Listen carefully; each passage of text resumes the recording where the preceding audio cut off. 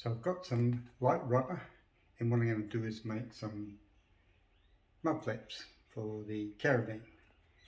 And in order to do that, I cut them out 250 by 250 mil, and if you'd like to have a look down here, I have these decals printed out, ready to go, and just peel them off. So I've got the first one ready to go, and I'm hoping that this will be a success, so we'll soon find out. It's quite tricky sometimes.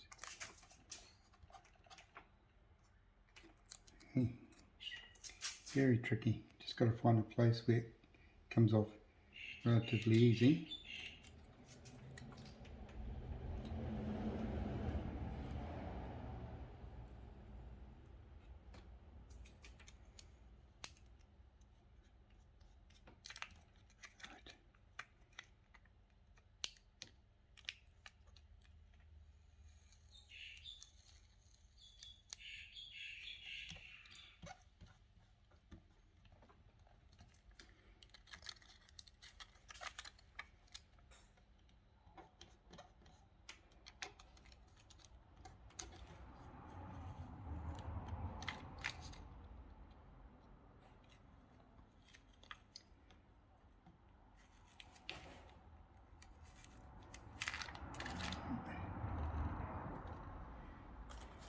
And it's probably best with a roller, but I don't have one at the moment, so I'm just going to press down with this just to press it on.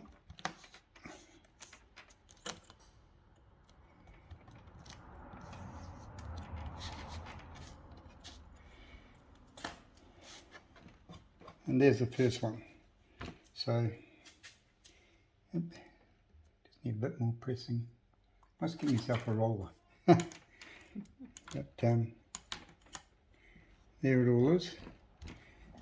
And you've got to clean the surface with methylated spirits before you can put these on. So anyway, so that's the first one. I'll do the other one a bit later on, and then we'll stick them. Once I've done that, I'll stick them on the Caravan. Yes! So that's how we made the mud flaps for the Caravan. So they're all done. I can't show you at the moment what they look like because the Caravan's hard up against the wall at the back. So yeah, just have to take my word for it.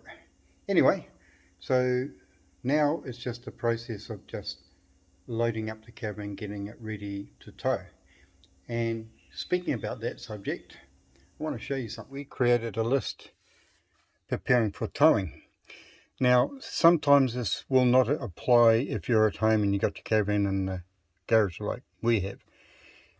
But it covers basically everything whether you're at home or not. So just having a look inside, one of the biggest things is secure the hatch and bungee cord. Now, the reason why I mentioned bungee cord with hatch is because it's going to show you something up here in the hatch. If I drop down the fly screen,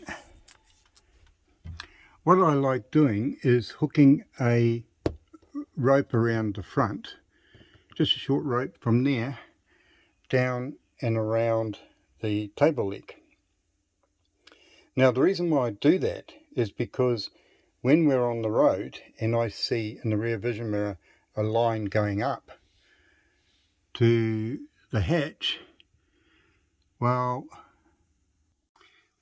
so when we're travelling along the road and I just look through the rear vision mirror of the car back at the Caravan, if I see a line going straight up the through the window, I know that the hatch is going to be up there and it's not being blown away. So it saves a lot of worry, because there's been the odd hatches that have blown off.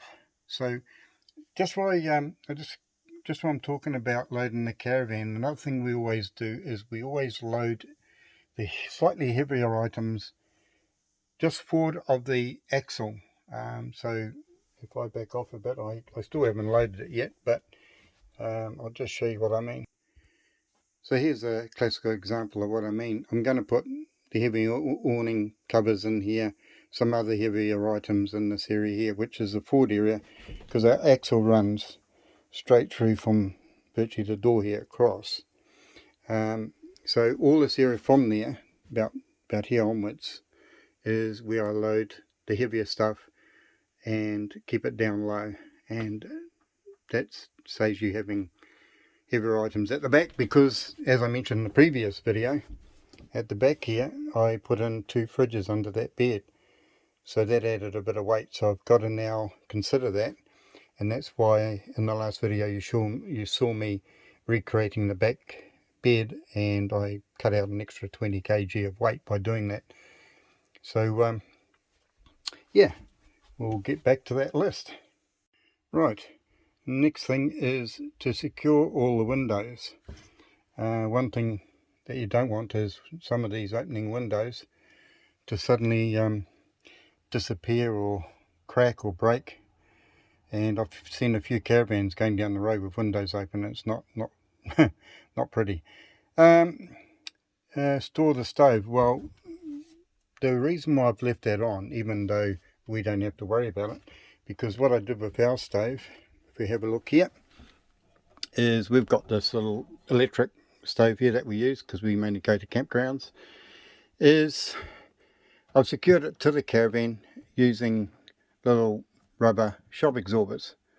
So now it can be permanently mounted, whereas before we had to remove the stove and secure it somewhere. So that just saves us another job.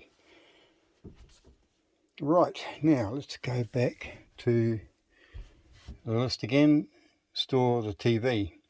Well, once again, we used to have a TV that was bracketed up here on a bracket and swung around, so you could watch it in the dining area or while you're laying in bed and watching TV in bed.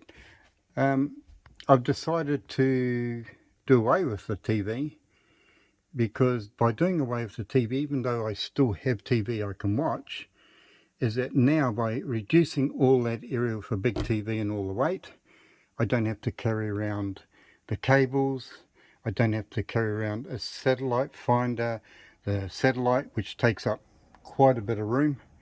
So now that's all gone, I just have my little TV and I just stick it on the table in front of me and watch what I want to do, and use the old TV on demand. So I'm quite happy with that. Okay, let's go back to the list again.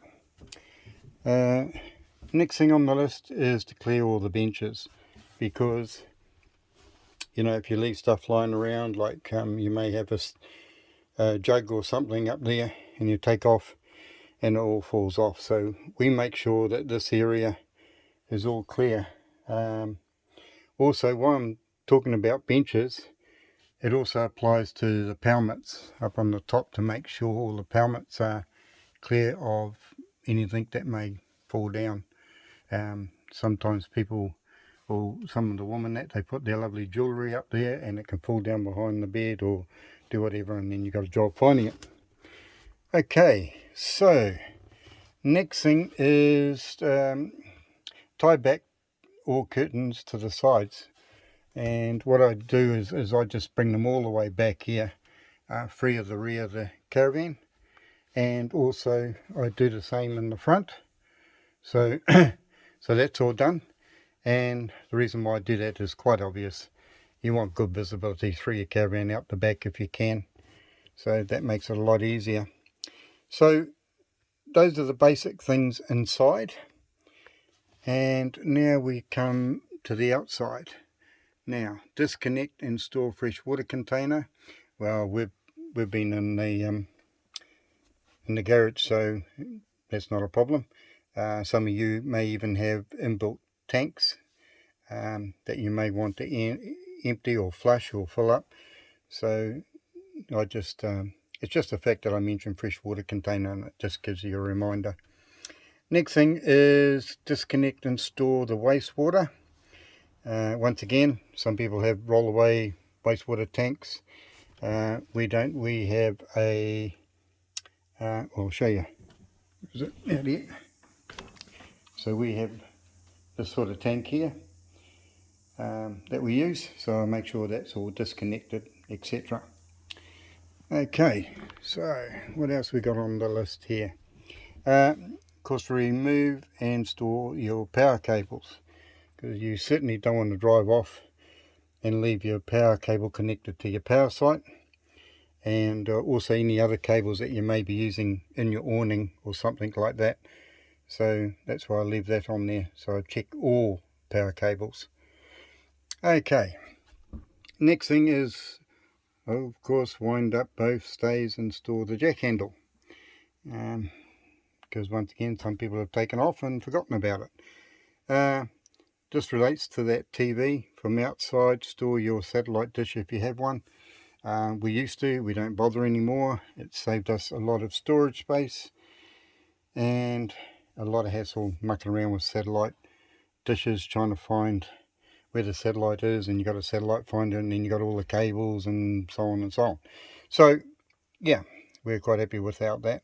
And of course the last thing is to lock the door. So that's just a basic list. There may be other things I've forgotten, but it's always handy to make your own list like this and we put ours inside the wardrobe door. And of course another thing you want to do is just go around and do a visual on your caravan. Make sure the wheels look alright, and also when you've got it plugged into your car, do a light check. Make sure that all your lights are working around the back, and indicator lights, brake lights and all that sort of thing, so other people can see what you're doing when you travel on the road. So that's basically about it, checking all that. And if I have missed something, put it in the comments below, because it's always handy to have. I may update our list, because as you've seen when I was going through it, we have made changes to our caravan. So basic idea is have a little checklist. It's always good.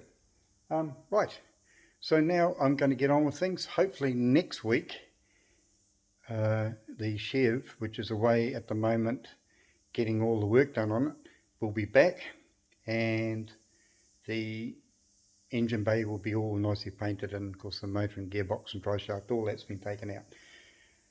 So let's hope it's back in time and everything is running to plan. So stay tuned. We'll see you next week, and don't forget to hit the like and subscribe button. It doesn't cost you anything. We'd love to have you on board with these videos, and yeah, we'll catch up to you next time. Bye for now.